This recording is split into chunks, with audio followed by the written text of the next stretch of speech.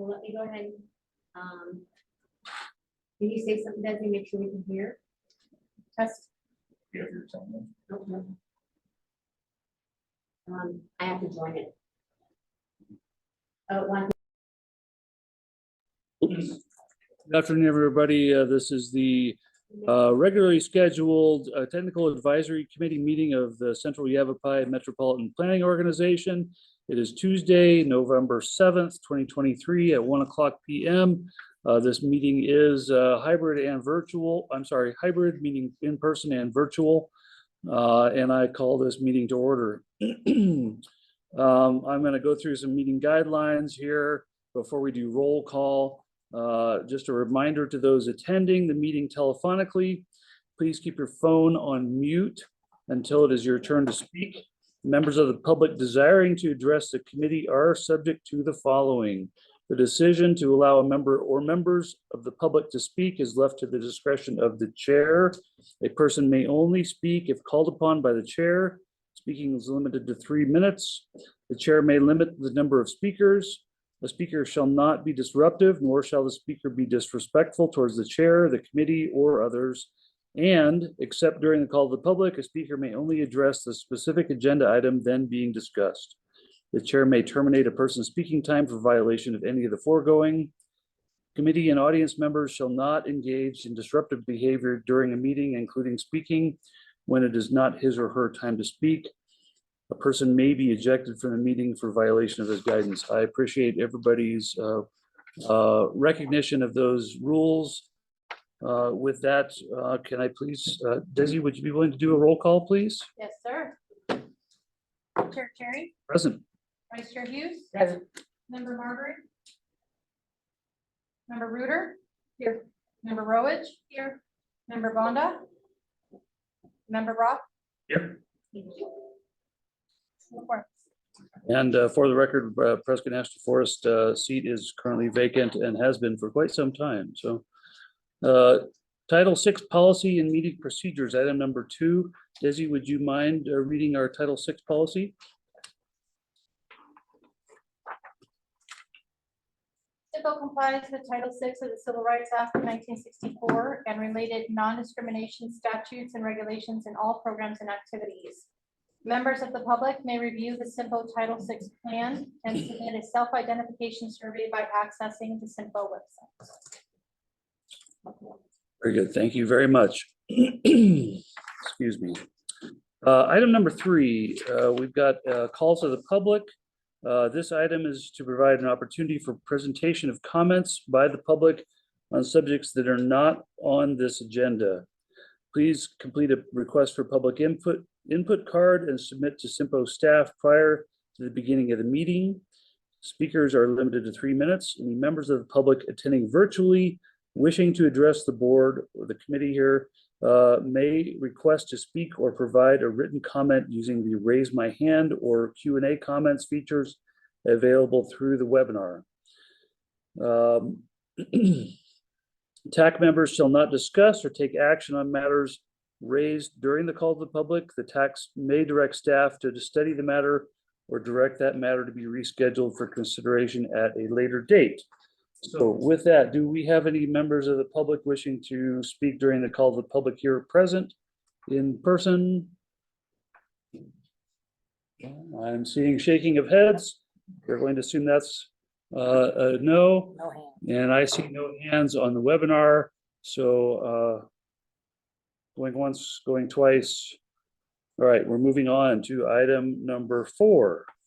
Consideration and possible action to approve the September 12th, 2023 regular meeting minutes of the Technical Advisory Committee. I make a motion to move. Sorry, say that again. I make a motion to approve. All right, we have a motion from Vice Chair Hughes. Do I have a second? Second.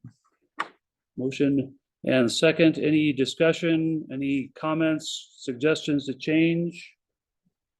Hearing none, I'll call for a vote.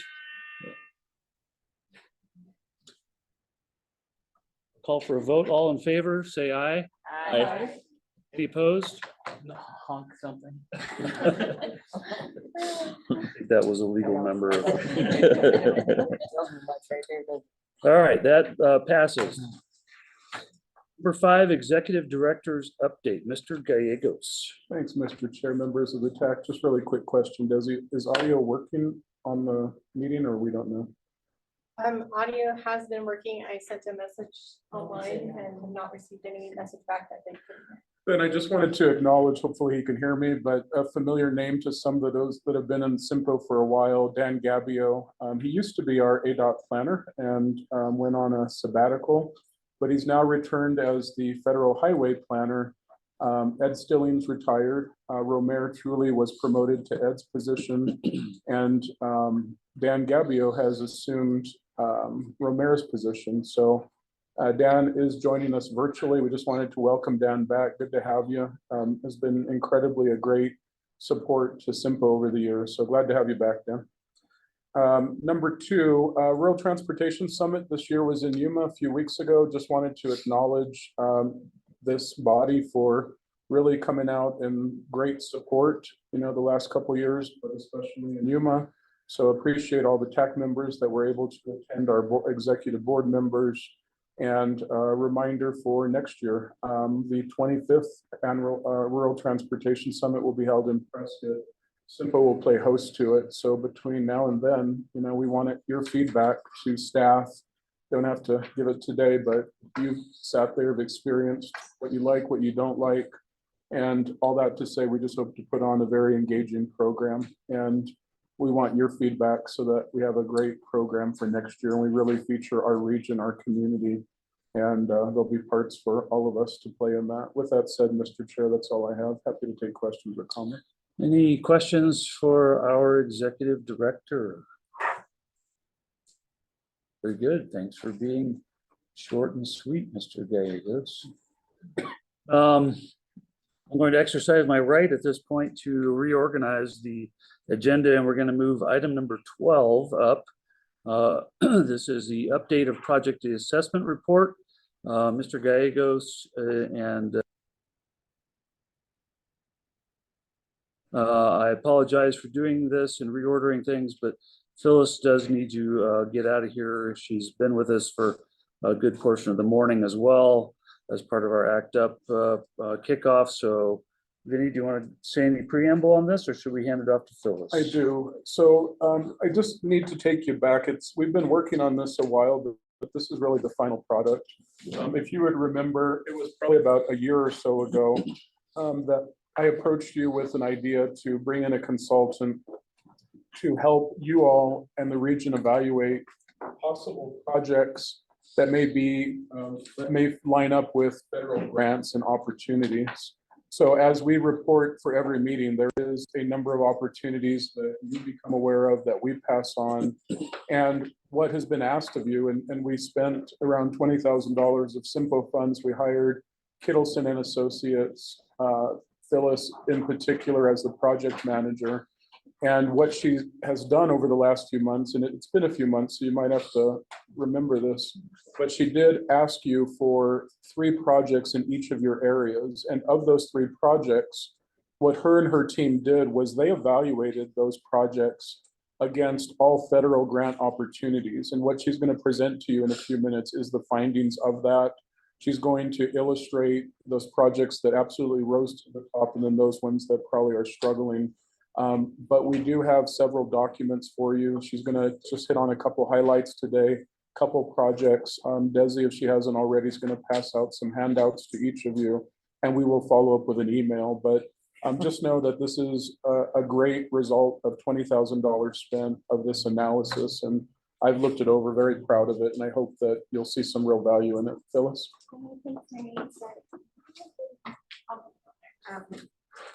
While that's coming up, Thank you. I'll go ahead and start this. Thank you, Vinny. So you guys can remember back, we had discussed that there's a lot of funding available out there, but going after funding grants is sometimes you feel like you're just throwing a dart at a board. And so we really wanted to think through these projects that as a region we saw value in kind of tag them along with kind of funding grant programs that are available until we determine what really was, would score high for these funding grants. So you guys can be a little smarter and have some better decision making for, putting in the time and effort into these grants. Okay, sorry.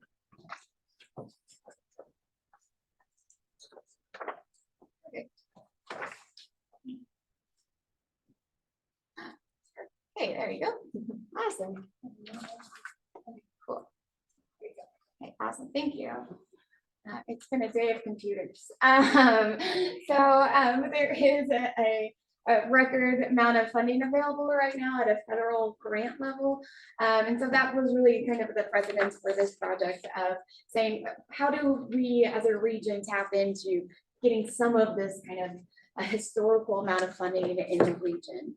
And so I'll go through a couple slides. No, I got it. I kind of just talked through this, but we really wanted to look at what options were available.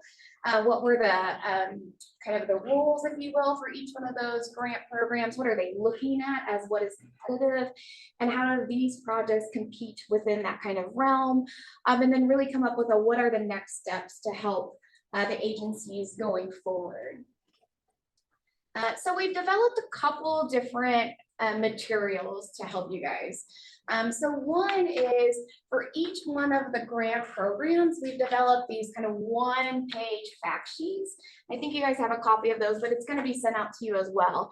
And what's really great about this, I know as I've been going through this process and as I have before, when I look at grant programs, when you go to grant.gov, it is so confusing and there's a lot of information, a lot of clicks to take you to other clicks on the internet. And so what this is kind of a one-stop, like here's everything that the grant's looking for. Here's what they're saying is competitive, what they're scoring against. I also have links to successful projects of the actual grant application for successful projects. I like to do that because it helps me say, oh, how do these other people help tell that narrative? That's a really similar story as what I have. We also on the side have dates coming up, what the local match requirement is, kind of all the nitty gritty. So you aren't really having to dive into the website and learn all the information. It'll be, each grant program has its own sheet. And what's great is it's hyperlinked out as well. So you can pull this up. I have it on PowerPoint so everyone can use it. And so you can just click through there. And so if you do need to go to the NOFO, if you do need to go to information, it'll click you right to that spot. We've also developed a guide to available online resources because there's a lot of really great information online as well. And so I'm just going to go through a couple of these for you. So one is Bill Launchpad. So this has it's really interactive and you can go through, and this has a lot more information on what funding is actually available per grant program, what has been successful. So you can link in through this as well of other agencies and what they have used their funds for. Grants.gov, we all know that one, and the notice of findings. These are kind of the standards that everyone goes to, but there's a couple new ones too. There's localinfrastructure.org and DOT Navigator. And so these kind of give you tips and tricks. This is for later down the road that you guys can use. But when you have your grant writers kind of going through this process, this gives you a lot of really good information of kind of, actually the DOT is looking at it from this perspective, not this perspective. And two sources that will be really important if you go after any of these grant programs. Equity is a really big component of most of the federal grant programs out to date. And so each one of the grant programs, you have to specify kind of what grant equity areas it resides in. And so these two tools have within it kind of the information on what is the federal government establishes as a disadvantaged area or area of poverty. So while we could look at something and say, oh yeah, this area is disadvantaged, we have to make sure that the federal government also shows it as these areas of concern. And so the bigger component of it, so those are kind of just materials for you guys to have in your back pocket as you're going forward for your agencies. But the big part of it was that we really wanted to evaluate what projects within the region kind of are most competitive for these different grant programs. So we did get a call for projects. We got about 24 projects from or 20 projects from the region. We evaluated those against if it addresses the grant criteria, if it's even eligible or not. So there's certain grant programs that you have to be in a rural area. Other ones are set up for just urban areas. We look to see what the readiness of it. This is really important for some of the, particularly the race grant program, is that you want to make sure that, you know, it's not just a thought that we've had, that there's actually kind of a setup where you have some pre-design work at least to get you to that standpoint. And then if there's any partnership opportunities, this really is kind of equity and partnership is a big component of the federal grants. They like to see that as a region or different agencies are coming together to kind of build a bigger project that can help more people. Then we also look at community and political support. This one relied on you guys to let us know that are these kind of heartburn projects? Is it going to be something that there's a bottleneck down the road? I should mention, by the way, apologize, take a step back. Dizzy printed out and gave you guys all a handout. This is a PowerPoint presentation. It's a little expanded version of what I'm presenting today. I just have a couple of the slides to kind of go over the key facts.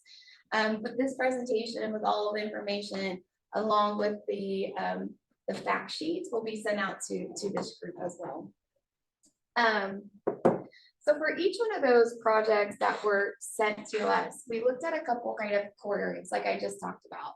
And one is if it's within the urban area, federally designated urban area, or in a rural area. So this is an important one when you first start going into your grants. You can say, am I eligible or not? So everything that's a hatch mark that FHWA has identified as the adjusted urban area. So that limits you or actually helps you depending on what grant program you're going for, what project you are eligible for. The other area is equity. I've talked about that. So from the FHA, they look at, depending on the grant program, they look at areas of persistent poverty or historically disadvantaged communities. This is federal data. We have to remember that we're looking at. So we know there's probably some flaws to this based on this data. It could be a little old. It might not really be reflective. The census blocks of sometimes what we know as kind of a small disadvantaged area, right? But when you're looking at a project, particularly from an equity focus, you want to make sure to score higher, be more competitive, that it's within kind of one of these federally designated locations. I will say, if it's not, don't let it hinder you. This helps you get lots of points for your funding going forward. But you can also tell the other equity story, you know, the personal sides and different socioeconomic standpoints that maybe these federal grant data sets do not illustrate. And so then what we did is for each one of the projects that were submitted to us, we looked through each one of those against the grant programs that were available, and we identified what grant program was most applicable for them and the next steps for each one of those grants. And so this can be very interactive, and please stop me at any time. And I know a lot of these projects have already progressed into other areas of kind of getting congressional funding or trying to get some congressional funding. So I'm just gonna go through a couple of these, and then I have some slides of more detailed information, and it's in your packet as well. But so first off is Chino Valley. Chino Valley submitted a long list of projects. And so of those projects, there were 3 that we really thought stood out as kind of potential. These could be really good grant programs. One is SR 89 widening, a Chino Valley Transportation Master Plan, and then the North Road 1 East widening. So you can see in the center, we have what grants it would be applicable for. So like the race grant, we saw this as a highly recommended. It kicks off a lot of the check, or has a lot of the check marks on the grant application. The Chino Valley Transportation Master Plan. This is a unique one where you don't really think of being able to get some of these planning grants sometimes through these funding grants, but there are some new grant programs that are available, such as Thriving Communities, or there's a Reconnecting Communities that are set up for small agencies that have limited staff to help support planning opportunities. So that could be a really great one. That Chino Valley hasn't had a transportation master plan in a really long time to help set them up.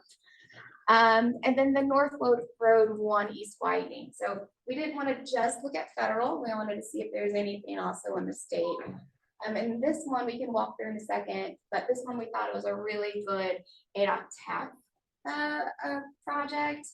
Because it's really setting up kind of the sidewalks, that kind of safety improvements around schools as well. Phyllis, if I can- Yeah, please. And I'm having Phyllis go through some of these specific projects, to hopefully inspire thought.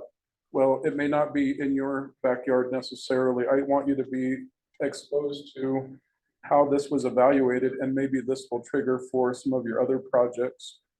You'll see projects that we evaluated for each of your jurisdictions, but as you look at this, this might kind of spring forward some other thoughts too, I hope. Thank you. Yeah, please, and please stop me anytime. We also looked at some of the projects that were submitted, if there's ways to even bundle them, so they're bigger projects, so they could be more competitive too. So for each one of those projects, we've considered, like there was a set of kind of reconstruction projects that we thought could be potentially merged together instead of just separate projects.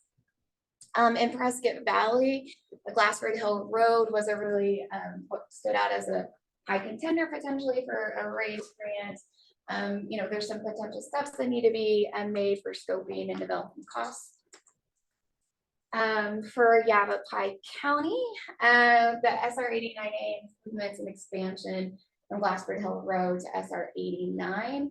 This would be what we considered maybe a potentially first setting up for a raised planning grants to create a DCR that sets you up for an additional funds. Upon completion of the DCR, then you could go for one of the bigger raised grants, but to help set up that kind of next phase of the process to get to the actual construction. Pioneer Parkway and Willow Creek Road was also submitted. Just from a safety perspective, this could be a good HSIP project. And then for Prescott, SR 89 widening from Willow Lake Road roundabout. This was another one we thought could be a good raise grant. There are some that we identified for HSIPs, as you can see, and then even the off-cycle bridge program, or there's another federal bridge program that we could look at for kind of the intersection improvements for Willow Creek Road and Willow Lake. It just didn't have from the federal side kind of the some of the key metrics that they were looking at for the equity and such.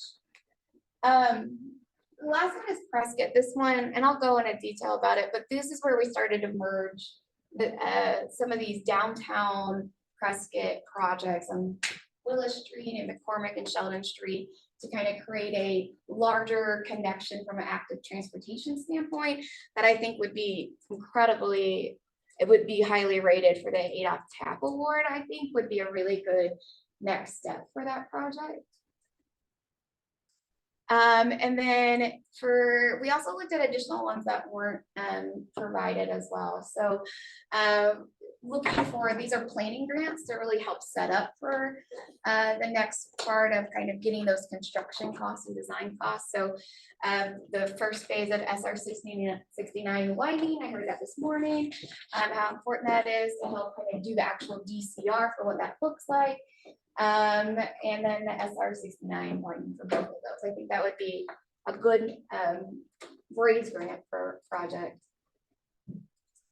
So for each one of the kind of highly recommended projects, what we ended up doing is going through and creating these one-page sheets as well for each of the agencies to have. And are there two-page sheets? Excuse me. So each one of them talks about, here's where the location of the project is at. Here's what the issues that is addressed. Here's are the steps that need to be taken. So This downtown Prescott project is pavement reconstruction and ADA upgrades, but it also is putting in pedestrian and bicycle improvements. So it starts to create this kind of active transportation connection into downtown Prescott and to the trail. So this could be one that could be really set up for the RAISE grant or even the TAC award. So it's first you need to do the project scoping and then look for potentially lobby for additional spending. So each one of these sheets, as you can see, sorry, we have kind of the overview of it, and the second phase of it, it kind of gives you the nitty gritty kind of win themes and detailed information as well. So we pulled out, what are the types of crashes that are occurring there? Is it on a national highway highway system that scores higher on some funding grants than others? If it's on the freight network or not. The RAISE grant, that's a really important if it's on the freight network. And then if it has any equity impacts. But then we also identified win themes. So when you're starting to develop the funding grant, these are kind of the highlights of things that you want to look at. So for that downtown Prescott, it's really looking at economic development. That's something as you're developing the proposal, you would say that, what are we improving in this area? We're creating more connections and access. We're looking to add in pedestrian and bicycle access, expanding the trail network. So each one of these projects that were identified, we have these kind of handouts, if you will, of here's the reason why we would potentially want to go after one of these grants.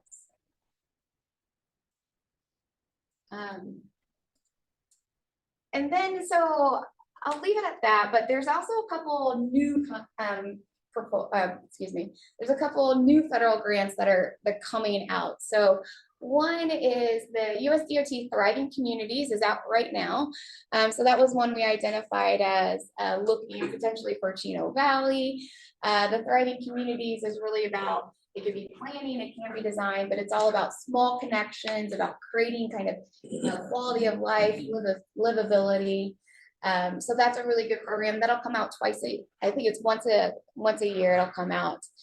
The federal government just came out with a new investment program as well. This was great after our meeting this morning about the ACTIV. It's the Active Transportation Infrastructure Investment Program. They just released this was coming out a couple weeks ago. So this is for planning and design grants, but there's also construction grants too. And they have $45 million. And so the informational, actual true information about that should be coming out in the next month or so. I know there's a lot of pedestrian and bicycle improvements that people are wanting in the region, and that could be a really great program. And then the RAISE grants, we saw a RAISE grant on there a lot. That should be coming out end of this year if they follow the same kind of schedule that they have been.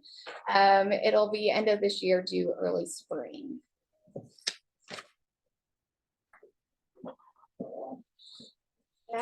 Any questions? So thank you, Phyllis. I appreciate that. I guess one of our experiences at the county in regards to chasing like RAISE grants, because I agree there are a lot of RAISE grants on there, many of which are on ADOT facilities, is we can lobby ADOT to apply for these, but ADOT typically has other priorities, and I think they're only allowed a certain number of applications for ADOT per cycle. So oftentimes that means you have to get local jurisdictions to apply for these on behalf on their ADOT facility. And then if it were to be awarded, the funding would transfer to ADOT. They would oversee construction or design or whatever have you. So just be aware of that. But I encourage all the TAC members to be aware that if you see a project here listed as being on an ADOT facility, there may be a possibility that your agency will be approached to make application. That doesn't mean that you need to develop the application, and perhaps CYMPO has resources to consider helping to develop that. Maybe you guys are limited on that now that I think about it. But also ADOT will sometimes hire consultants to develop applications to put together a quality submittal and give a better opportunity for success. So any questions, comments, thoughts? That was the one that came to mind for me. I think I speak for the whole TAC and that we appreciate your efforts on it. I like the fact that we're having these conversations because we all know we have way more projects than we have money right now, so. Yeah, and sorry, really quick, after what Vinny said, there's a lot of different grant programs and there was raise on there a lot, but I think once you see this presentation, you'll see there's a lot of different types of grant programs, right? What was submitted to us were kind of really ones that lended itself for the raise grant, but the thriving communities where it's talking about small scale kind of localized improvements where it's you know, maybe it's updating an intersection for a pedestrian signal or something, right? So like those are things to start thinking about, that there's these other programs that are available. There's planning funds that you can go after that haven't been there as well before. So while those look like they're raised for other types of grant programs available, and I'd be happy if you guys have any, you know, ideas or thoughts you want to spring by. Like I'm happy to sit with you guys and look at any other projects that if they could potentially go for any grants. Certainly, some of those on there Yeah. have already received some funding. Yeah, absolutely. Which has been good, and we county have chased some of our congressionally directed spending opportunities as well, and had some success with it. I'm not going to say it's been tremendous, but it hasn't hurt either. So, John, you had some comments or questions? I want to thank you for that presentation. That was good to understand where those grants are coming from and what we can do to educate and bring forward other ideas. John, you know, one thing that's Vinny, when he brought me on board, said that he felt like that we need to provide more services to the individual TAC membership. And one idea he had, one idea that I think makes a lot of sense, is there's so much to look at in terms of the grant world, to have a centralized place where somebody with Phyllis's background and expertise goes through it and kind of funnels what you should be chasing and what projects may be chasing. I think we're hoping is valuable as an ongoing pursuit. Yes. Of CYMPO. I agree. Will help. And I could say from my personal experience that I can't stress the importance enough of having full political support for any kind of large scale grant you're going to chase, because boards change, councils change. It can turn a project that's even funded upside down, as we experienced at Yavapai County. Yeah. So that is not something I would encourage anybody to try to let happen. So make sure that you're getting your full political support from those above you at the technical level before proceeding with even making application. I would even recommend getting council or board approval for an application along with a letter of support, just to kind of hold everybody to some level of commitment. Any other questions or comments? Frank, Heather, Gwen? All right, Andy? For the record, Myrna's here. Sorry, we got lost on the way back. Okay, I was it's nice to just see like, you here. Yeah, Vinny, you want to make some closing comments? Yeah, if I can too, I mean, we have good communication right now with our TAC members and our staff, just to continue to promote that in the sense that as you see what Phyllis evaluated, you know, we're happy to be a part of that continued communication and brainstorming with you all. So anything that you as a staff internally are thinking, you know, how can we connect the dots? And I'll use one example. You know, I know in Prescott Valley, Heather, there's been the talk of the trail around the community, you know, several 20 or so miles, but things like that. Any project that again, where I get it's an internal conversation, but for all of you, please loop us in those, and we will help you to brainstorm ways with our resources, i.e. people like Phyllis and our consultants, And again, maybe we do another round of this, because as Dan mentioned, a number of these projects were evaluated, but they're in some degree well underway. Glassford Hill, we have the money for, thank goodness.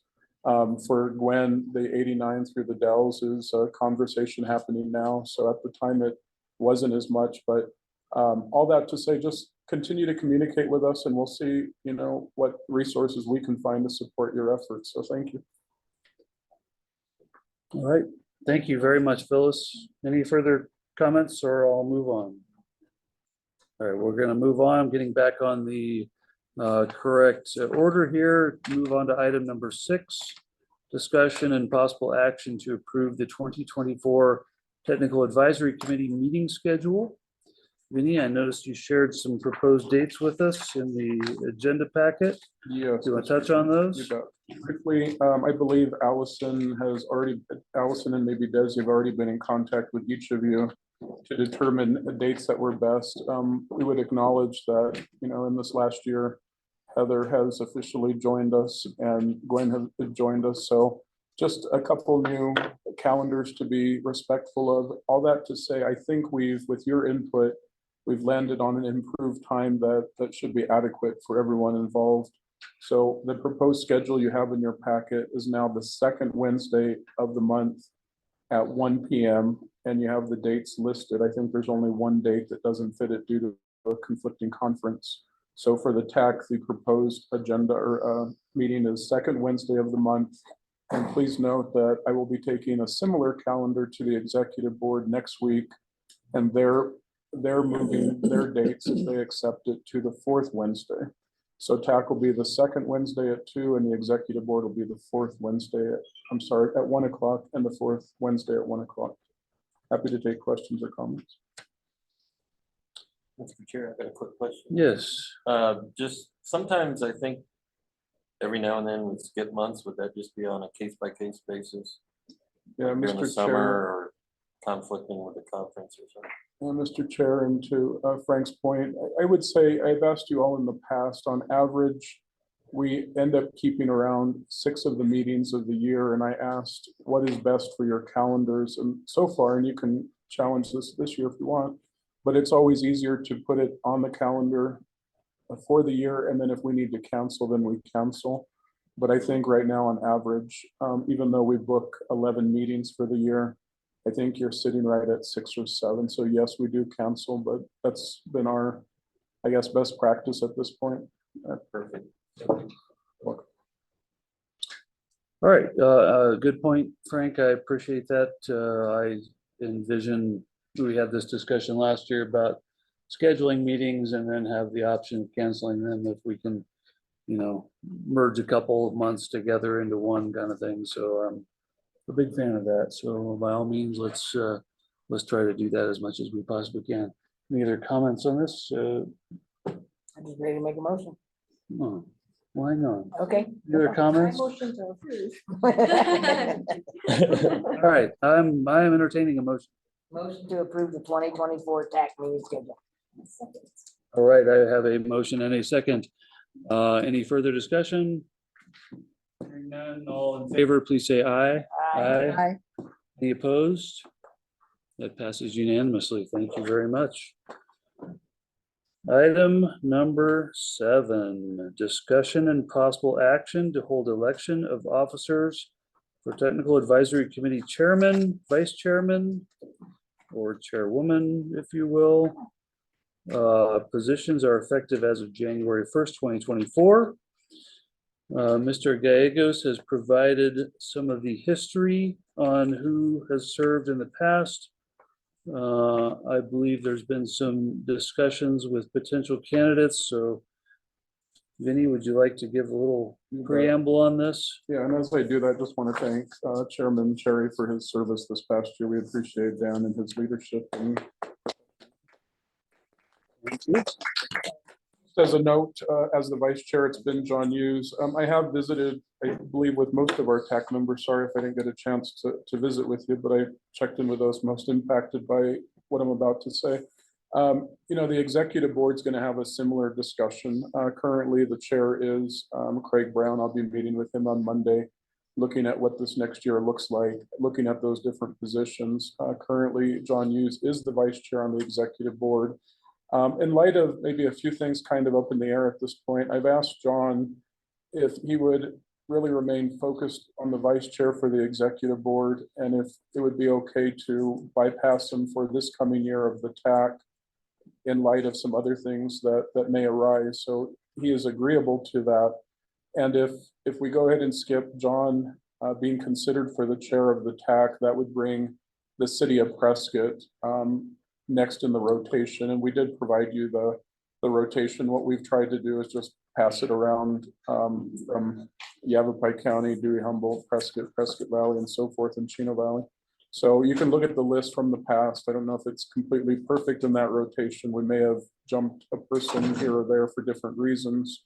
But my recommendation for your consideration would be that Gwen Roach be the chair of City of Prescott for this next year. And then it's up to you how you want to address the vice chair position. If you want to keep John in that, Mr. Chair, or entertain Frank to be next in the rotation. That's up to you. Any questions or comments? Happy to I guess I would like to hear from Frank first, how he would feel. So Frank does pull some duty with the EMAC as well, and I certainly appreciate his time on that. And I think he has built some good relationships there, which is tremendously important for this committee. If Frank is interested in continuing in that role, I don't think that it is out of the question for John to remain in the vice chair role for the TAC, and then just have Gwen serve as chair. But Frank, do you have thoughts? I'm happy to serve either way, so personal preference, either way is fine with me. Okay. Whatever serves the TAC the best is what I would be happy to do. Be flexible. Mayor, how about you? That's what I said too. Okay, great. I'm You guys game. are a big help. Well, I'm game. All right, so I would I think that my preference, and Heather, I haven't asked your opinion on the whole thing, so. I agree with y'all. All right. And Gwen, just for the record, you're comfortable carrying on as chair next year for roughly 6 meetings or so? Even if it's more, we can deal with it. Okay, all right, very good. Well, with that in mind, I'm going to make a motion to nominate Gwen Roach from the City of Prescott as chair of the Technical Advisory Committee beginning January 1st, 2024 through December 31st, 2024. And I will make a motion to keep Mayor Hughes as vice chair of the Technical Advisory Committee beginning January 1st, 2024 through December 31st, 2024. So with that, I'm looking for a second.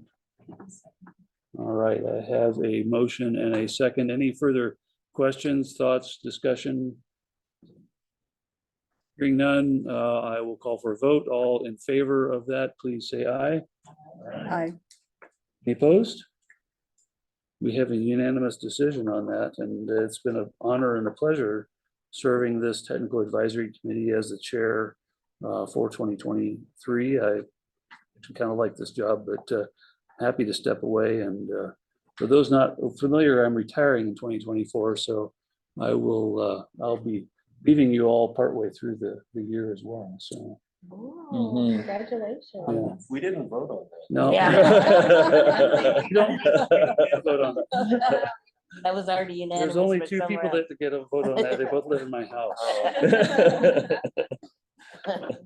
All right, very good. I appreciate that. Well, we'll miss you. Well, you'll deal with me just fine, without me just fine. You're gonna have Roger, I think, so he'll be an upgrade, I think. All right, item number 8, regional development updates. Mr. Lamar, this one's Sure, I guess it's written on it. me. The 2 items that I don't want to belabor them too long, but I wanted to give kind of an update on how things are going with this transition and the timeline. And talk a little bit more about regional trail networks and systems. To start with, if we look at the transit transition timeline and update. The other one, ma'am? Other one? Yeah. Oh, sorry. That's okay. I wanted to kind of, we have a little bit of a roadmap and talk about where we are and Oh, thank you. what we're about to embark upon. So, in terms of tasks that we're working on, the task today was obviously to bring you guys up to speed about what we're doing. And that we are continuing to pursue relationship with specialized service routes with organizations like the US Vets and the colleges and the charter schools. We are going to meet with Prescott's Chamber's leadership in the coming days about employer-specific commuter routes. Freeport McNair is already having one that they sponsor and pay for. There's probably some opportunities to work in conjunction with the mine on that. Also, we feel like that employer-specific routing for hospitality industry and healthcare makes a ton of sense. So we're going to try to work through the Chamber of Commerce on pursuing some of those specific commuter type routes. And between the specialized service routes and the employer-specific commuter routes, we're hoping there's a lot of private sector buy-in into the larger transit concept. We are a year and a half, a little bit more than that, away from having to come up with a local match. The best way for us to pursue a local match is for the municipalities and the county to contribute in some capacity, but for the private sector to have a lot of skin in the game in terms of routes that matter to them. And so far, I've been pleasantly surprised about the feedback we've received with the Institutes of Higher Learning, the veteran community. The charter school idea is one that I've thought a lot about. As a parent of a child at a charter school, most charter schools, if not all, in Arizona don't have public transportation and busing. There probably is real opportunities to partner with charter schools in terms of establishing some kind of transit partnership. So those are the kind of the ideas that we're working on. The next step is on the 9th. We were going to go to the Prescott Valley Town Council and talk a little bit about their first year with Yavaline and what the next year looks like. After that, we're going to talk to the executive board, probably on more than one occasion. We'll have a discussion at the 25th of November meeting, and then maybe get into it a little bit more at the strategic planning. Also, there's a lot of moving parts on this. The basis of the existing system right now is the YRT system and the Yavaline system. The YRT being a 5311 rural system, and the Yavaline being a micro transit Uber Lyft type system. We need to see exactly what the rules of the game are as we go towards merging these systems is kind of the baseline. And we're gonna have some conversations in the coming days with the attorneys on that. And then eventually we will present where we're headed and to the Prescott City Council. We'll just leave that alone at this moment. We'll see how that goes. We'll see how that goes, Glenn. Discretion is the better part of valor in many respects. And timing is everything. Yavaline's working on ordering some vans for the Prescott routes. And we really feel strongly that both YRT and Yavaline need to spend some time doing some service related analysis and of the passengers, what the passengers are liking, what they're not liking, what they'd like to see in the future. And then the Yavaline will expand into Prescott probably February of 24. And when I say that expansion, at this point, there's some moving parts about whether we move up the Prescott Valley to Prescott routing, or do we concentrate first on the intra-Prescott routing?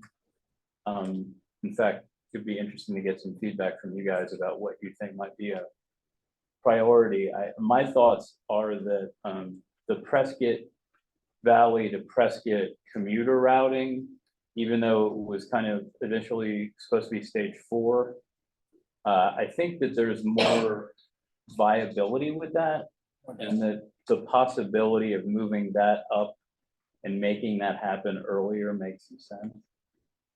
And basically, the feedback we've gotten from Yavaline about their intra Prescott Valley system is that 40% of their ridership is for employment purposes just in Prescott Valley.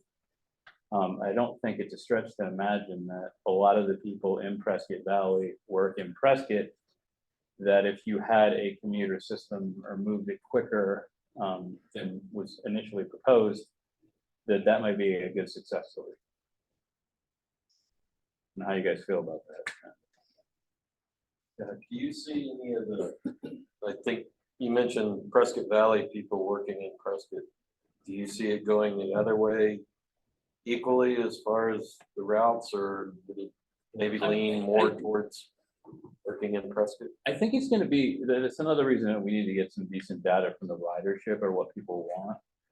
We have some general ideas about people commuting into Prescott from Chino and Prescott Valley to work. But we also need information about people coming out of Prescott and going out into Prescott Valley to work. And I think that that's yet to be determined. And I think that we need to have data based on ridership to kind of gauge what that looks like. Okay. And then the biggie is that, as you guys are aware, if you're not 100% aware, the game plan is for CYMPO to serve as the management and oversight entity for Yavaline and YRT. Yavaline beginning July 1 of 24, and hopefully YRT, if not at that same time, shortly thereafter.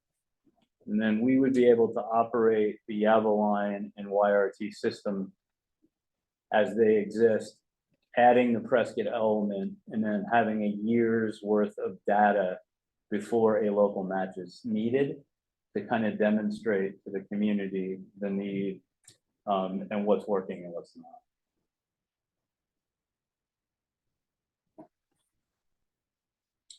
Jenny, is there anything that I missed on that? No, I think where the TAC especially, you know, we've already acknowledged it, is kind of putting these pieces together as we've always done over the years of a true regional effort and system. I understand leadership, I understand the politics in our region, so we're very respectful, very acknowledging of that. But you as a TAC play a critical role in this continued conversation. You know, I appreciate those of you that were able to be at the last executive board meeting, those that can be at the next one, because as we continue to move these pieces forward, your voices, whether it be in that meeting itself, if called upon, or outside of that with your elected officials, is very important. You know, we do see this upcoming moment as pretty significant, that Prescott Valley is marking a 1-year mark, and they've doubled their projections. That's great news. You know, CYMPO is working side by side with Heather, Pedro, Mayor Peldrita, the town manager, Gilbert, and we have been working towards this expansion into Prescott, January and February. And we know there's a lot of landmines in this conversation, and we're trying to walk as carefully as we can with the effort to make this happen. So it's just a real pitch that we're at a pretty good point. I think so. But we really do need ongoing support by these TAC members, by our TAC members. You know, some of the things that Vinny has said to some of maybe the opponents of the concept and principle is, you know, for the better part of a year, year and a half, let's give this a try. Let's see what this looks like. Just don't be out there against something until you've actually seen whether or not it actually has applicability.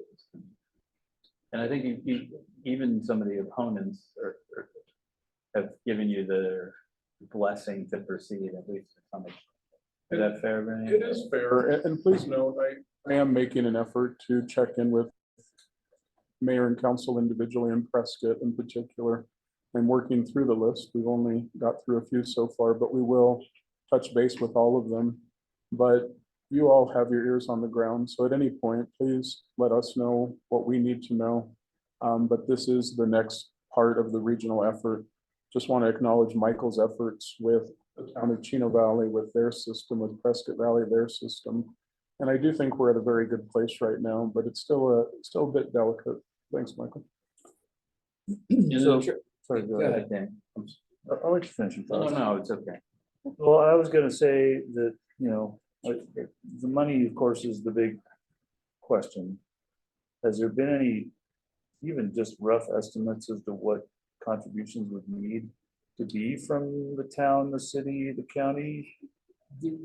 Holistically, the local match is probably, I mean, it's in a neighborhood and it's a big neighborhood, 600,000 total. Is that Yeah. about right? It is, because let's keep in mind what's apportioned to the urbanized area is 1.7 million. So in order to put that full apportionment in play, Pedro in his calculations has estimated around 600,000 a year of match needs to be put on the table. The direction that I've given to Michael at this point is for the next year, can you please identify all non-government partners? Because once that work is done with Embry-Riddle, Yavapai College, the hospital, Yavapai College, keep going down the list, whatever that dollar amount is left is when we come back to the local governments and say, he was able to identify 400,000 of partners annually in the community. We now have a $200,000 gap to address. Prescott Valley, are you good for, pick a number? Prescott, are you good for a number? County, are you good for a number?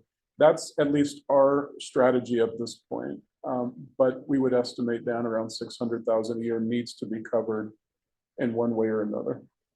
So I mean, I can't speak for our board, but I can speak in general on what support the county's provided transit in the past. We certainly contribute to YRT annually. It's, roughly 25, 30 grand. I think we did 30 grand this year. You guys did more. It is something that our board has done for a long time. I think the stomach is there for more of it, but the board of supervisors is going to be more supportive of it if all the jurisdictions are at the table. So, if it helps your conversations with your own leadership, your own electeds, please feel free to say the county is at the table and willing to put in their fair share on this if everybody else is coming to the table with a similar amount. So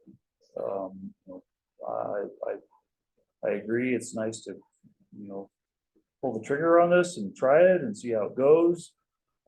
Let's get some data so that those of us that are data driven have something to stand behind instead of just a feeling, and then let's make it happen. So the sooner the better, as far as I'm concerned. While we got some of this money left to ride with. So. And if I can too, I just want to offer this also. There are other innovative partnerships. Dan and Public Works just met with CYMPO and Pedro just to explore what about property space, for vehicles. And it's something like that, if the county were to have space to hold a few vehicles, that is also towards that $600,000 match. Now, with that said, the same offer can be addressed to the city of Prescott, town of Prescott Valley, town of Chino Valley. So I put that out there because we're willing to look at this in lots of different ways.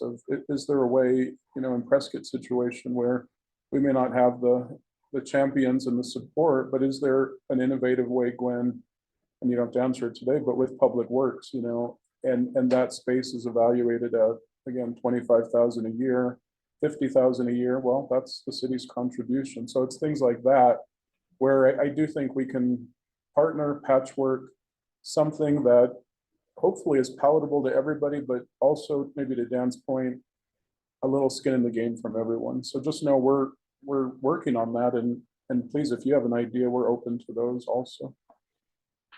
I got an idea. How about if I donate the building and the barn for the buses, and that way you can give me one trip into town and one trip back. the other day.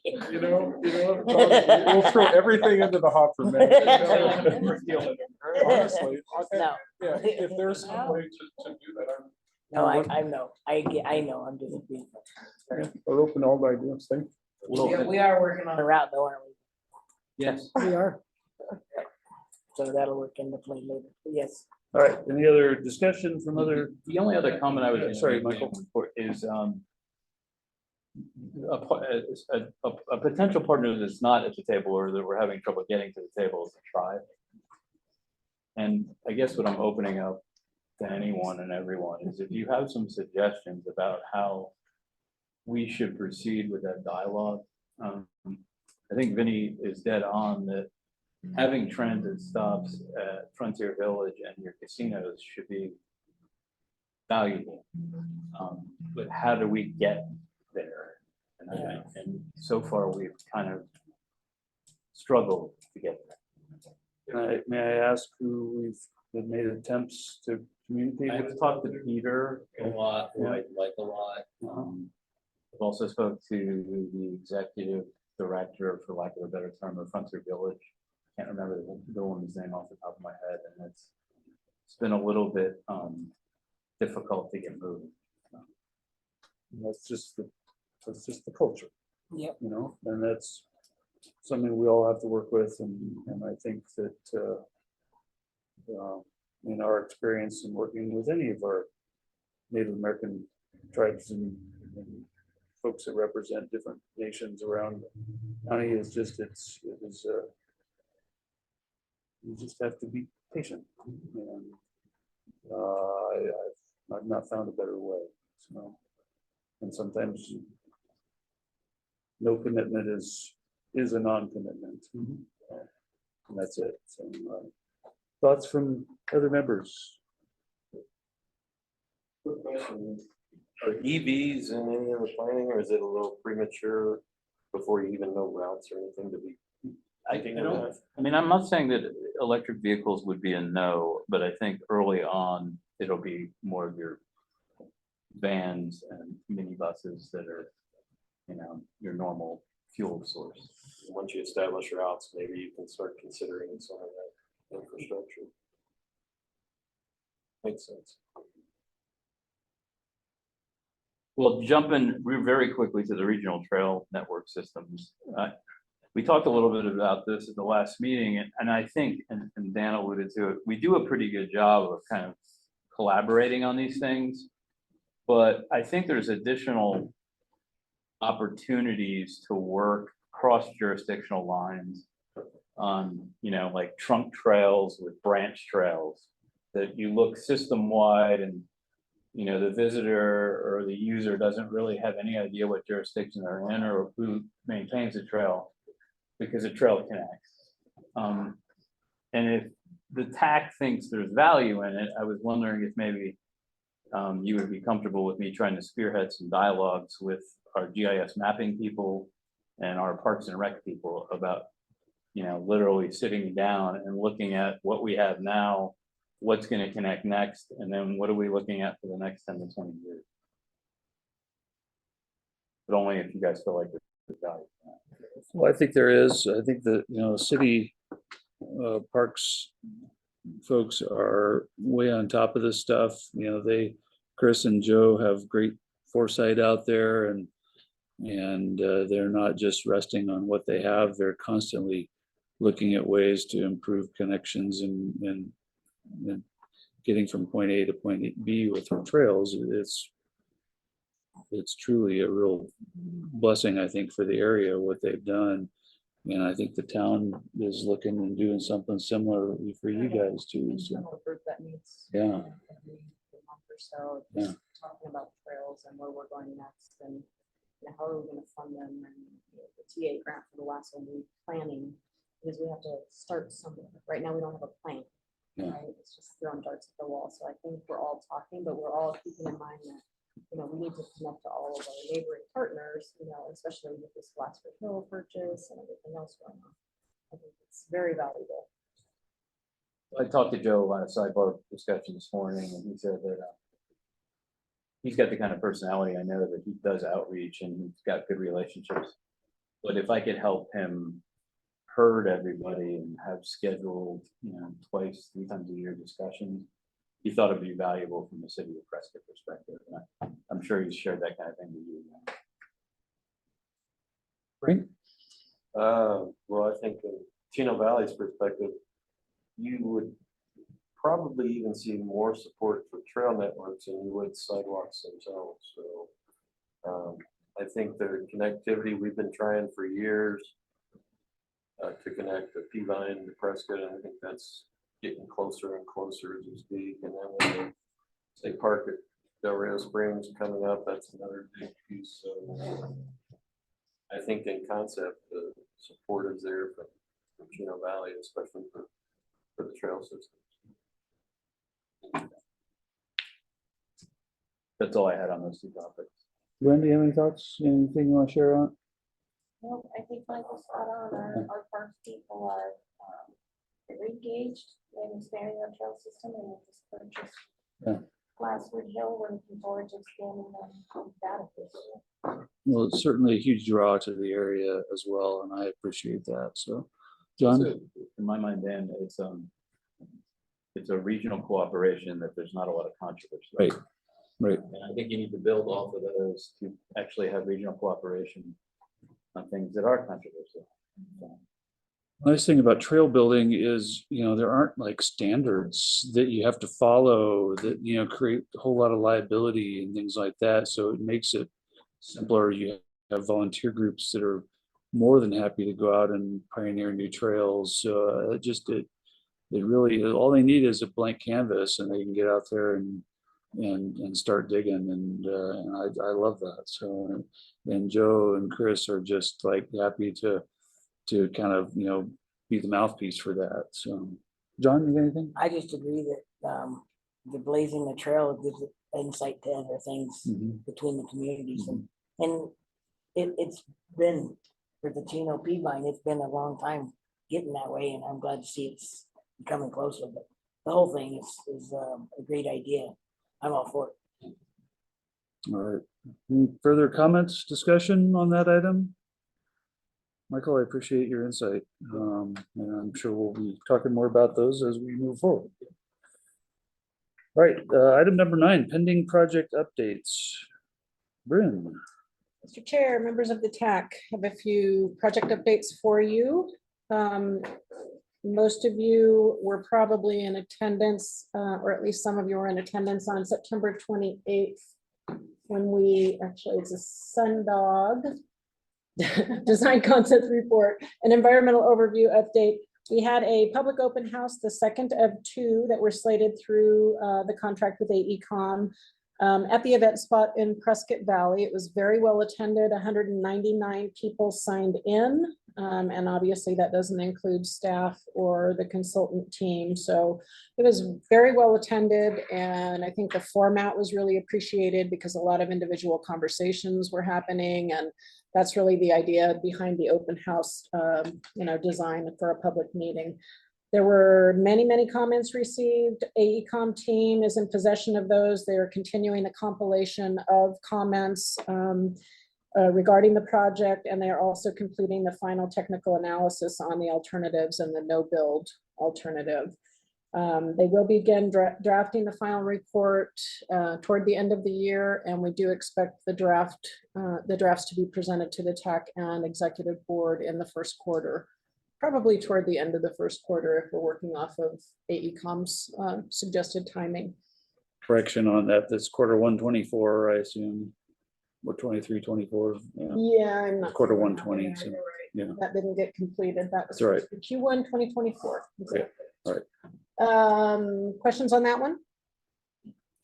State route, urbanized master corridor plan. Vamshi is on the line if you guys have particular technical questions, but he did provide some good updates. The existing conditions draft is ready, so they've been really in data collection mode and driving the corridor. And next steps on existing conditions are to review with CYMPO staff and the project advisory committee. The traffic count subconsultant is recounting most intersections along the corridor. There was, as a part of the existing conditions analysis, it identified fluctuations due to COVID in traffic counts. So they're actually going to update a bunch of the counts associated with the plan because they're seeing a more normal traffic pattern that existed pre-COVID now. So just, some contextual update there because they did notice something different in the modeling and decided to go back out and get new counts. The traffic demand model baseline conditions are complete and the future conditions analysis is in process. First public survey will be up and running in 1 to 2 weeks, and the technical team is also working on future no build conditions.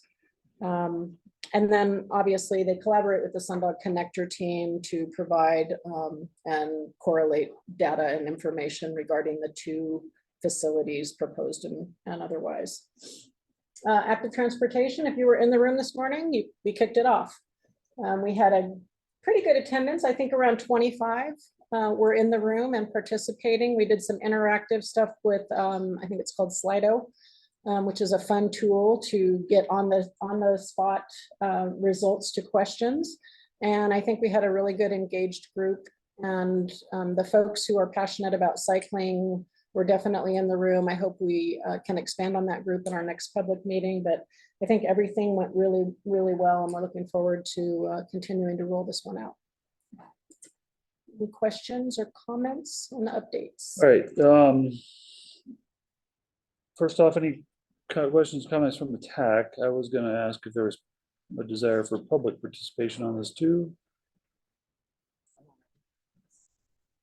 Members of the public wish to speak on this? If online, raise your hand, please. All right. Britton, we appreciate your update on that. Thank you. Absolutely. All right, item number 10, Transportation Alternatives Program update. That's also you, Bryn. Yep. Mr. Chair, members of the TAC, Transportation Alternatives Program was opened, I think, in the very last part of August. Pre-screening applications were processed, and CYMPO was proud to support 3 applications, one being Prescott Valley's 26-mile Lasso Loop planning process for multi-use path that basically would encompass most of the city center. We also provided a letter of support for Chino Valley's application for an extension of the Peavine Trail, which would connect the Prescott. Am I getting that right, Frank? It connects the Prescott and Chino Valley portions. No, it gets to our town limits. Thank you. There's Okay. no- That one, and then the city of Prescott also was supported in an application for a multi-use path component at the Depot and Ranch roundabout.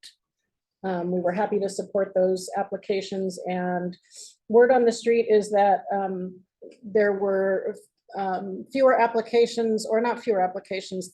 The funding pot still has funds available. The applications did not exceed the funding pot. That's a good problem to have. There have not been final determinations made or awards made public, but Vinny and I both sit on the TAC of that program, and we'll bring those announcements when they're appropriate. And we do think that there's going to be another transportation alternatives round of funding. It sounds like it may open in April of 2024. So if you had a planning project, start thinking about what your design and construction might look like, because that would be a natural segue.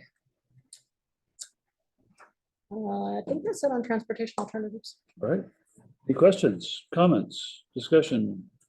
If I may, Bren, would those grants also work towards right-of-way acquisition? Or That's something I'm gonna have to check and get back with you. I'm not sure. You know, Gwen? just I thinking do towards- not, but Let's see if I can do some quick research. You can get back to you. I You don't can know. get back to me, but I was just thinking towards Del Rio Springs when I start thinking of extending it, you line up that way. That would be a great use of it. I didn't see any of the projects do it this year, but that doesn't mean it's not allowed. Yeah. There were several sort of safe routes to school inspired applications, where entire school districts will be looked at through the transportation alternatives program. So we actually saw a good diversity in the types of applications. Some were very hyper-focused on something very specific, and others were, let's look at a whole school district and see how we can improve conditions. And just nice to know that there's still funding in that pot. We kind of wish we would have hit it harder. Yeah. So, Any other comments, questions? We are doing great. Good job, everybody. All right, item 11, review, discussion, possible action to recommend approval to advertise for the 2050 Regional Transportation Plan. This, we had recently reviewed. Hopefully everybody took the opportunity to look it over, the scope that was developed by Allison, who's joined us virtually here. And thank you, Allison, for your assistance on that. I think we're looking for discussion on it today, if there's anything further, and if not, are we hearing a presentation on this? Briefly. Yeah. Okay, so with that, Vinny, I'll hand it off to you. You can introduce Allison. Thank you. And Allison, can you hear us okay? Yes, can you hear me? Yeah, thank you very much. Fantastic. Allison, thank you for joining us. And as Dan mentioned, we did hire Allison in, we were short a planner and Leslie's getting up to speed. So to kind of fill in that gap, we went ahead and brought in Allison to help us write the scope. We did bring forward a draft scope to you at your last meeting. So we did take that input. We've been taking input over the last month. Staff has been working side by side with Allison. What you do have in your packets is a completed packet that is the full RFP, both the scope and all the legalese language. Legalese has been reviewed by our counsel, Tom CAC. After this presentation, we'll be looking for a recommendation to go on to the executive board, and then we would issue out the RFP. So just a couple highlights. Again, we hope to issue this on November 17th. In light of the holidays, we're going to extend the period of time that it's open. It'll be due back January 5th, at which point we'll come back together with you as a TAC to help review the proposals and score the proposals. At this time, we have around $275,000 set aside. Again, this is our 25-year transportation plan. It is mandated that we do it. It's also mandated that we update it every 5 years. Where I would like to spend a little bit of time is in the RFP on page 5. I'm going to just put on some real highlights. So again, where we've continued to work on it is the public engagement part. That's task number 2. All of you as public works folks and as city and town folks know the cost on any project can be considerable, but most especially those areas of public engagement. So we have worked to hopefully put the language in there that we want to check a couple boxes, but we do understand the real cost of an in-person meeting and try and balance that out with maximizing the greatest input that we can do. So again, we will have an in-person, but we really want a consultant to come forward in an innovative way and see if there are other ways of engaging the greater public to participate through a virtual platform. I keep highlighting the planning room that Gwen or the city of Prescott has for 89 through the Dells. So I think that's incredibly well done. I've used that example now multiple times in talking with consultants that for our long range plan, it would be great for a consultant to propose something in that area that again can reach maximum engagement in the efforts that we're doing. So that is something we've continued to tweak the language and that's in your packet. Task number 3 again looks at all the social economic. That's very standard. Task 4 is the traffic modeling, again very standard, but to Allison's credit has really updated the language from 5 years ago that we put out there. Something that Frank was alluding to earlier in the transit conversation. If you look in task 5 under the multimodal, you'll see that we are referencing under new mobility, autonomous vehicles, electric vehicles. Again, I think it's critically important, especially as I present this to the executive board, that, well, there may be fill-ins one way or another today. Again, keep in mind, this is a 25-year plan. And our technology and our evolution is changing dramatically. So what is the vision for the next 25 years? So we did attempt to capture that in here. Task 6 is again, future conditions and those priority of projects. Task 7, I would highlight a couple areas that we probably have improved since the last long range plan. If you look at areas of open space, areas of conservation, you know, in our recent projects, in our recent conversations, even in what Michael was addressing today, you know, CYMPO acknowledges, you know, the greater conversations in this area. So we want the 25-year plan to be incredibly respectful and cognizant of that.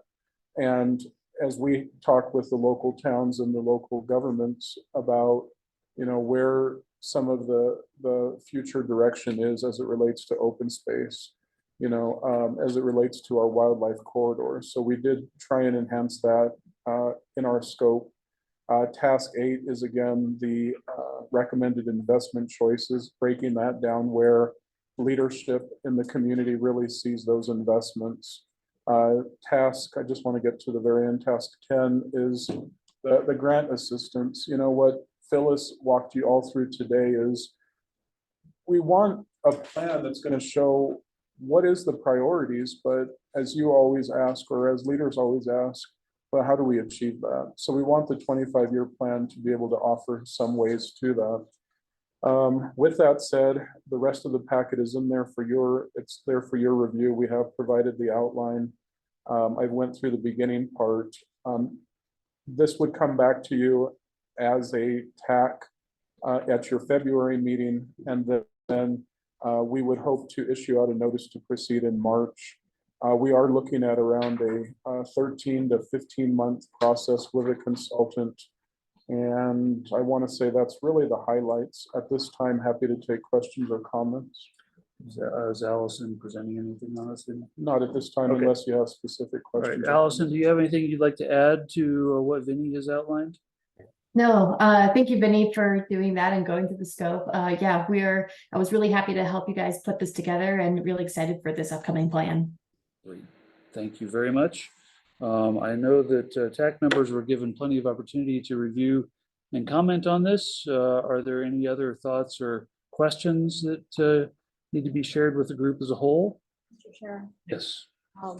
thank you for revising the scope of work. I think the open space and conservation, I think is huge as we move into the future, as well as I love the fact that you're using virtual to reduce the cost so we can spend a little bit more money on strategic areas as we move forward. So thank you. Yeah. Yes, Frank. Anything? Yes, Mr. Chair. Sorry if I didn't bring it up in the comments earlier, but I just, as liaison for the EMAC committee, want to make sure there's provisions in there for we receive input, especially on the environmental concerns from EMAC. Thank you, Mr. Chair and Member Marbury. So on that end, absolutely, we took them into consideration. I would say that they're probably even getting a little extra attention right now, Frank, in that we are doing an environmental plan right now. So Burgess and Nyepel, of which I think Dana is online right now, but Dana is the project manager of that study, is directly working with EMAC, really in the functionality of the committee, but even more in particular, Frank, as to a real priority list for that particular committee. So appreciate you acknowledging it. We took them into consideration for this plan and additional attention with the environmental plan. Thank you. Any other thoughts or comments? Well, with that, I know CYMPO is looking for us to make a recommendation to the executive board to be able to get this thing published or advertised for the RFP. So with that, I'm looking for a motion. I make a motion to recommend approval of the request for proposal for the 2050 regional transportation plan. We have a motion from Vice Chair and second from Member Roach. Any further discussion? I will call for a vote. To all in favor, please say aye. Aye. Any opposed? That passes unanimously. Thank you all, and we look forward to that process. It is this is a must for us to do. It's one of our mandates here at CYMPO, so look forward to getting that going and expect it to be a successful process. So, item number 12, we dealt with earlier. That's off the table. And moving on to item 13, we are at 2:24. We're killing it on time. So roundtable agency updates. This is for some of our member agencies to share any thoughts as to how projects are going. We've had a couple of these things added on. Hopefully the agencies responsible for them are willing to give updates. Gwen, the first one's yours. Would you like to say anything about 89? We are still in open survey, although the numbers and studies have. Survey will close on November the 10th. Which is the week of Friday. We still go to our virtual meeting room and fill out the survey if you haven't done that yet. And then we will be presenting the results of the survey to our city council on December the 12th at 1 o'clock in work study session. I'd also like to make comment that we may have some lane closure through that corridor here for the next week or two. We have a leaking pipe along there, so anybody that travels that corridor, it's going to be a construction zone for the next week or two, so just FYI. And then on another note, the HSIP grant that the city received for Gail Gardner and Fair will be going to council for consideration on November 14th. So fingers crossed that one crosses the finish line, but there has been some confusion that it's related to the rodeo grounds, which has been somewhat controversial. A little bit. And of course, we know that it's not related to rodeo grounds. We tried to express that to the best of our ability to the community, but we'll see how it goes next Tuesday. It's a good opportunity for the city. It's a little over $1 million to put a signal at that intersection, primarily because of pedestrian safety. We had a fatality at that intersection. So staff is hopeful it'll move forward, but we'll see what happens next week. That's all. Great. Yeah, I mean, I would say that it's an easy conversation to have with people that are wondering about the value of that intersection. It's, it's backed by hard facts, kind of cold hard facts, but they are facts. And this was in the pipeline even before the rodeo controversy even started. So It's been in the pipeline for quite some time. yes, it has. Yes. So, that's good, and it's good. I know that with the county facility there at Fair Street, we're, I think, going to see some benefit from that as well, which I think is positive. So I know our board is in support of those improvements out there. So great. Heather, you want to give us some updates on Glassford? Glassford Hill, the portion that's currently in construction, is going well. They've gone northbound and now have turned southbound.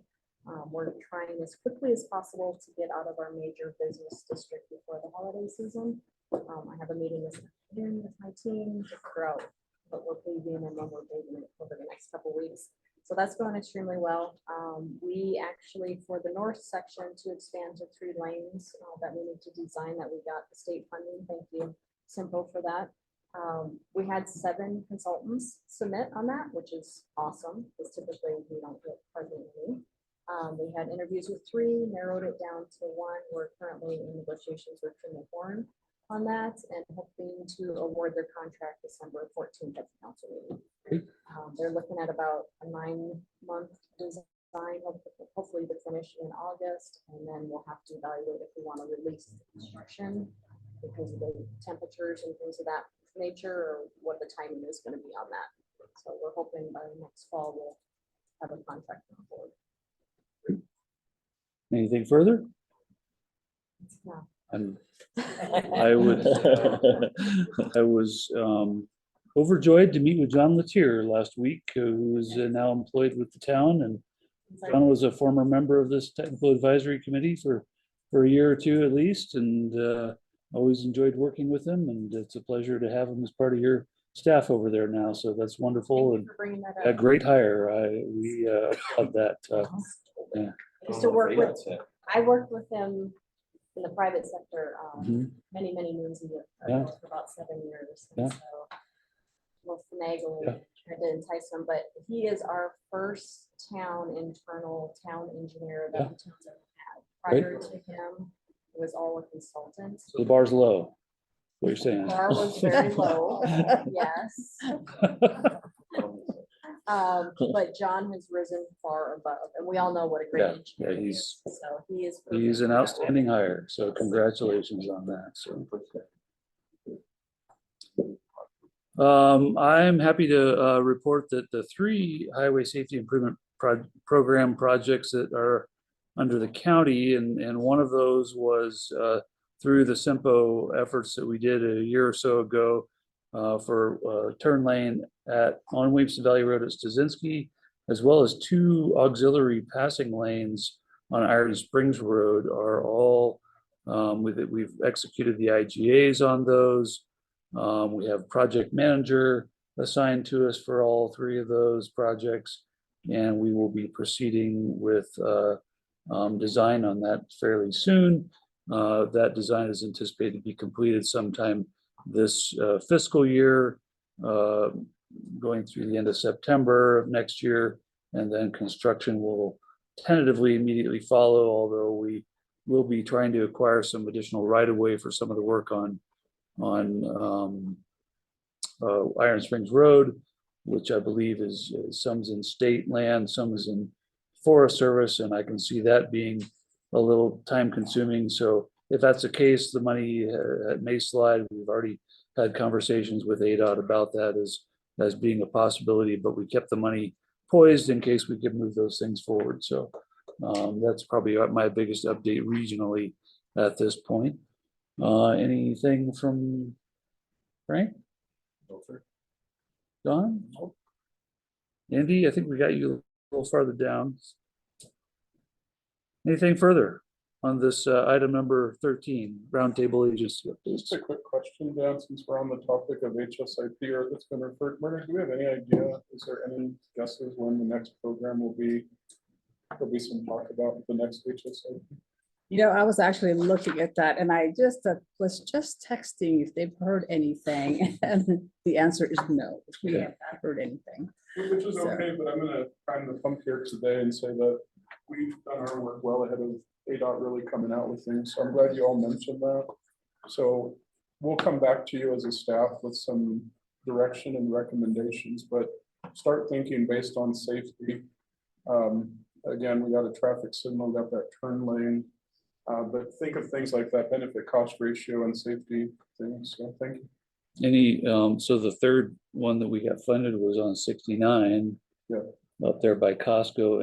Have you heard any rumors on how that's going, Andy? Okay, all right. Very well. Thank you all. I appreciate your thoughts and input on all that. Item number 14, federal and state updates. We've got Andy up first. So anything you'd like to share with us? Yes, thank you, Mr. Chair, members of TAC. First one, the SRE 9 truck route signage for south of Prescott.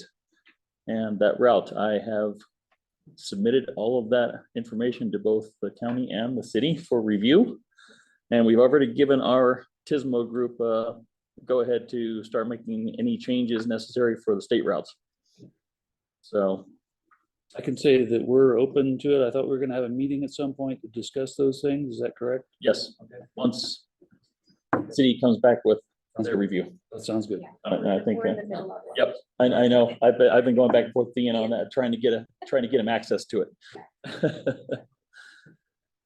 So, as far as the projects under construction, a number of them complete. So 69 Truewood to Stone Ridge complete. 69 Big Bug Fort to Poland Junction complete. 89A Glassford Hill Road to Coyote Springs Road complete with a couple of punch list items I need to clean up. 89A from 89 to Glassford Hill Road, that project is now complete. And finally, I-17 Sunset Point Rest Area project complete as well.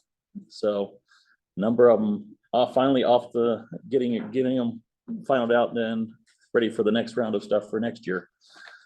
So I-17 at 169 TI, the contractor will be paving the eastbound approaches this week, and at least anticipating opening the bridge up to both directions of traffic by Thanksgiving, which case, we'll go into winter shutdown to do the pavement rehabilitations that are on the ramps and coming into those approaches next year.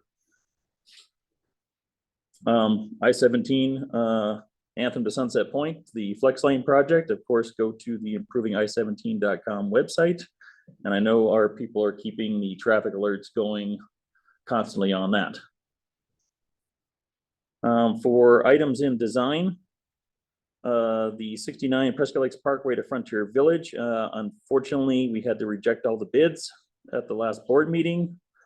Update on that, the design changes are anticipated to come back somewhere at the end of November of this year and hopefully re-advertise February of 2024. Are you doing a redesign on it? With the way the federal guidelines are, we have to make some changes before we go back out. We can't just go back out with the same package. So we do have to make some changes. Move a couple wires. Some things we're looking at. That's why it's gonna take a little bit of time to get those changes made in before we go to the re-advertisement. 89 from Paulden to Ashfork, Centerline Rumble Strip project. Bid opening on that one, January 5th. And let's see, Little Ranch Road, the stage 3, 60% phase was completed, review phase was completed in mid-October. Still anticipating bid advertisement on that one, 4th quarter of fiscal year 24. The 89 at 80 and 89A TI on-ramp project. The stage 2 review comments were completed in end of October and anticipating completion of the design and shelf ready 4th quarter of fiscal year 24. And then finally, the 69 at 169 roundabout, the stage 3 60% review has been completed. We've got some upcoming meetings for the comment resolutions, I believe, on that here shortly. And then still anticipate bid advertisement 2nd quarter of fiscal year 25 right now. Can you remind me, when you say fiscal year, is that state or federal? State. These are all state fiscal year. So July through June. That's all I have. All right, thank you. Any questions for Andy? Yes. Go What ahead, about John. the rumble strip on 169? We have not heard anything from our project management group on that one yet, on whether that's going to go for re-advertisement yet. We only had one bidder on that project and it was significantly over department estimate. Okay, thank you. Any other questions? All right, thank you, Andy. Myrna, Yes, I'm up, huh? you're up. Okay. I just have a few updates, but what I'd like to do too is follow up on a couple of questions that came up during the meeting. And then so when I submit my written I'll try to see if I can find out more information. One is HSIP, and then I remember you mentioning, Mr. Marbury, about EV. Is that for EV transit or for EV infrastructure? Because I know there has been conversations that have come up recently about possibly adding some additional routes. So I'd like to find out more information, but I wanted to make sure that I got your question right. Oh, well, now that you phrased it that way. No, my first question was in the planning, if EVs were considered mainly, I was thinking more for fixed routes, because I think that's more applicable as far as transit goes. Okay. But if there's anything ADOT's looking at for just general charging infrastructure, I don't know if you're involved in that at all. I'm not, but however, I know that they have been considering including some additional routes, because right now, what was approved last year was just the main interstate. So now they're going to start adding in more routes. And so if there's interest there, I mean, I would have to look to see exactly what it entails to add a route into the new system, but I'll definitely make sure to try to keep the group a little bit more connected about that. So, I just think 89 and 69 would be right, easy pickings. right, exactly. That's what I was thinking too. Okay, And Myrna, can you let me know, or us know too, if anyone else, any other MP or COG is, what are they doing as it relates to that technology? Is anyone doing a plan, or if you've heard anything, you know, we'd like to bring that back and have a discussion. sure. Sun Corridor, I know, has been very interested, and I've been hearing some strong interest down there. So I'll find out a little bit more about what is being said with the planner, and then we'll try and see where we go and do there. Okay. Sure.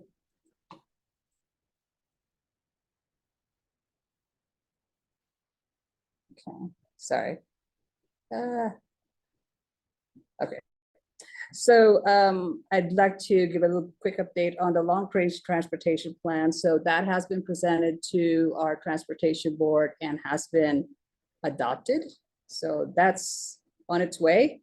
Statewide truck parking plan, which I'm wrapping up, hopefully wrap up by, oh gosh, it seems to go and come back.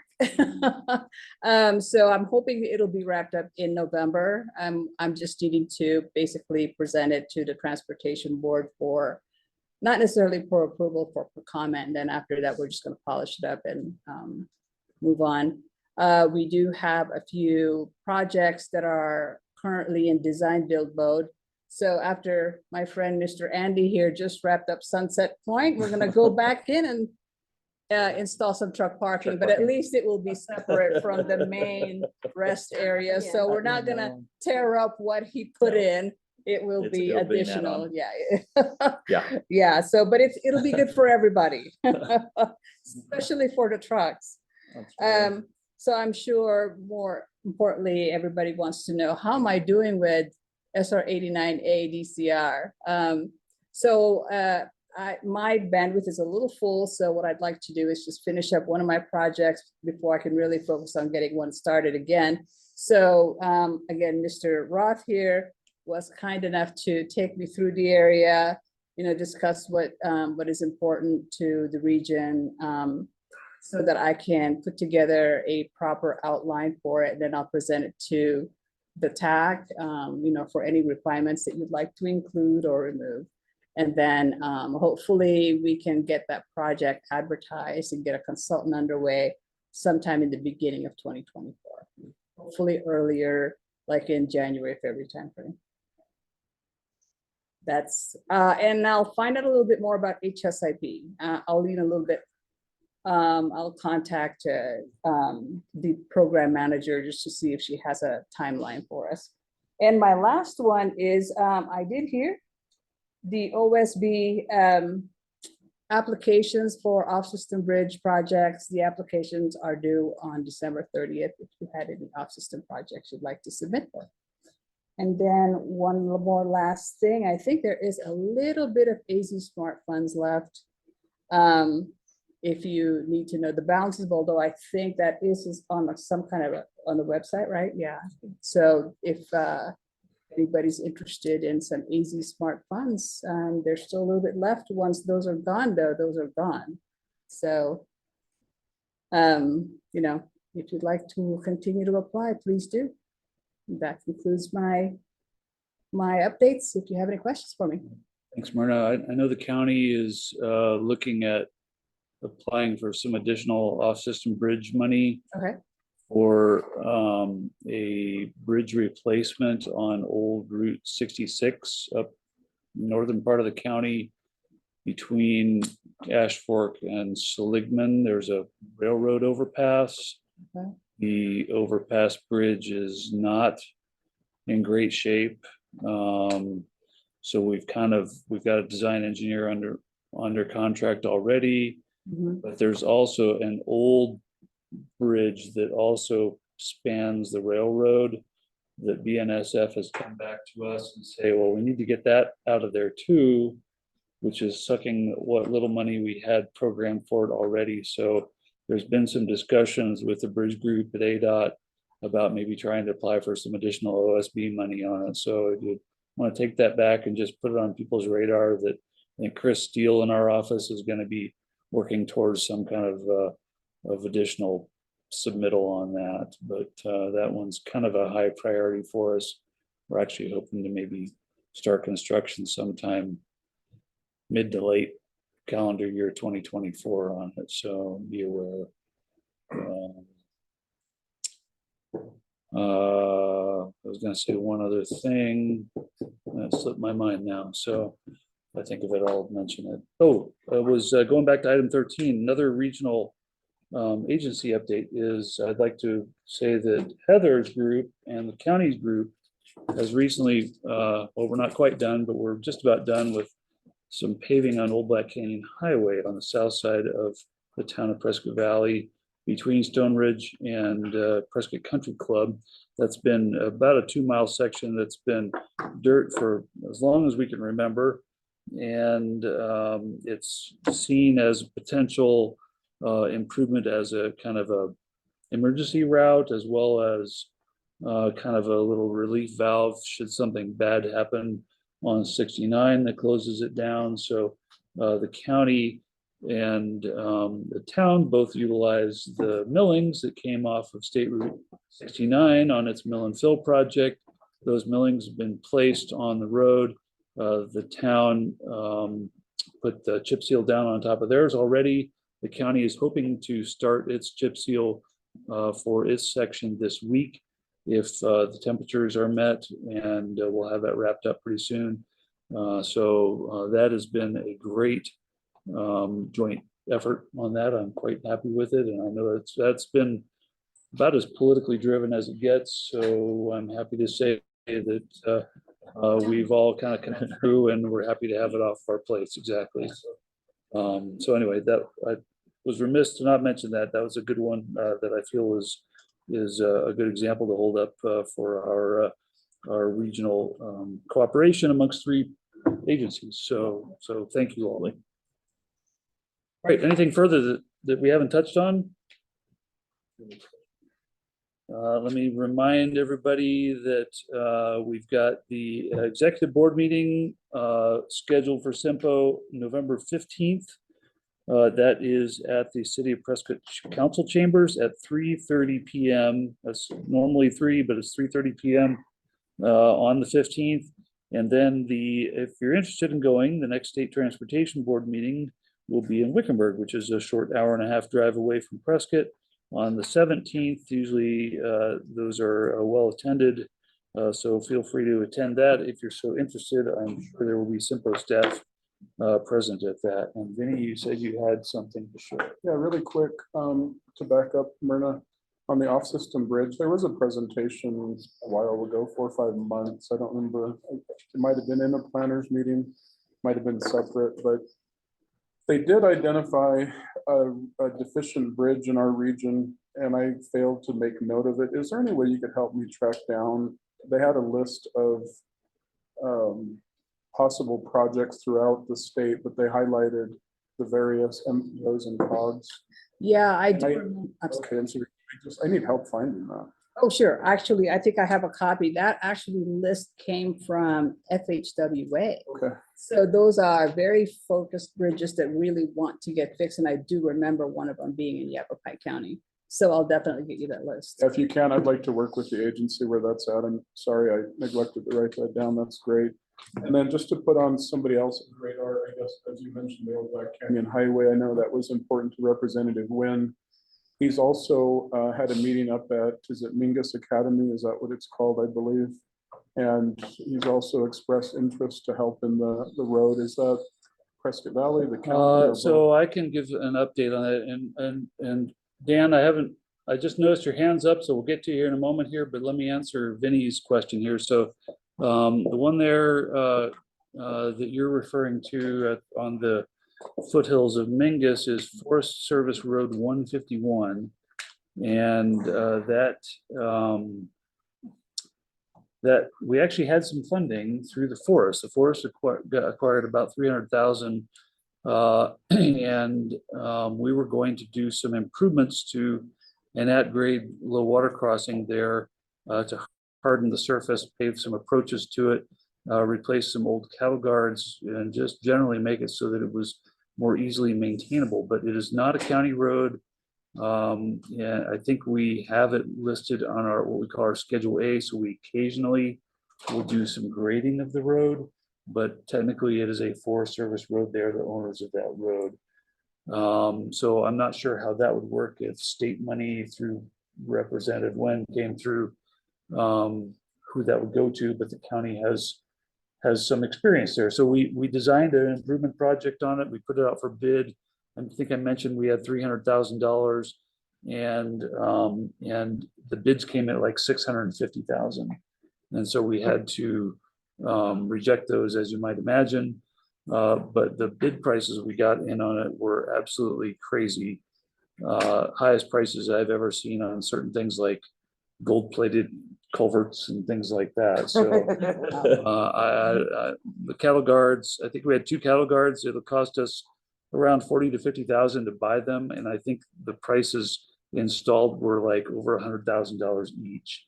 And I don't know really how to get around that. So unfortunately, we rejected all bids, and then at the end of the federal fiscal year in September, that money expired. So we're back to zero on any funding for that. So I'm not sure what the option is. The county, if it were to get funding, I think we would be a partner in taking forward our design that we've already completed in-house out to bid again. It wouldn't be hard, but we need some funding on it. So it's not eligible for county funds at this point. So That's helpful, Dan. I would ask kind of moving forward, however, you can keep us in the loop, or if you have points of contact also with the academy, with the Forest Service. You know, it sounds like you guys have taken a real lead on that. I did ask Michael, we are waiting for a contact at the academy because Representative Wynn met with the director. And I had asked for that contact. I haven't received it yet, but I was gonna ask Michael to follow up and just to keep the conversation going and seeing if there is a way to kind of all work together and see if we can get some improvements. I think it's a project without any money right now. So I know the academy had hired a lobbyist at one point. That's who we've been working with a little bit. Andy Tobin was involved to some degree. So there's a lot of big names involved in it, and we're kind of taking a back seat right now, but happy to share the design that we did with anybody that's interested. So thank you. Dan, you still got your hand up over there? Hi, yeah, I just wanted to say hi to everyone. Sorry for the technical issues earlier, and thanks for the welcome, Vinny. Glad to be back and hope to be up there in person soon. I did send Vinny just an FHWA update, which he could pass along. Hopefully some of that information is helpful. A lot of it had to do with grants, which I think Phyllis covered pretty good for you all. So I think you're covered there. But there's some upcoming training series online through FHWA and webinars related to complete streets, equity, freight, and the transportation bill. So if you find this information helpful, I'd be happy to continue sharing that. Or if there are any other topics that you'd like me to provide in the future, just let me know and I'll try to come prepared and provide that information. Great. Thank you, Dan. Any questions for Dan? Any other questions for the rest of the committee? With that, this meeting is adjourned. I appreciate everybody's time today, and happy Thanksgiving, Merry Christmas, Happy New Year, and see you all in February. Yeah. We even started before Thanksgiving. But-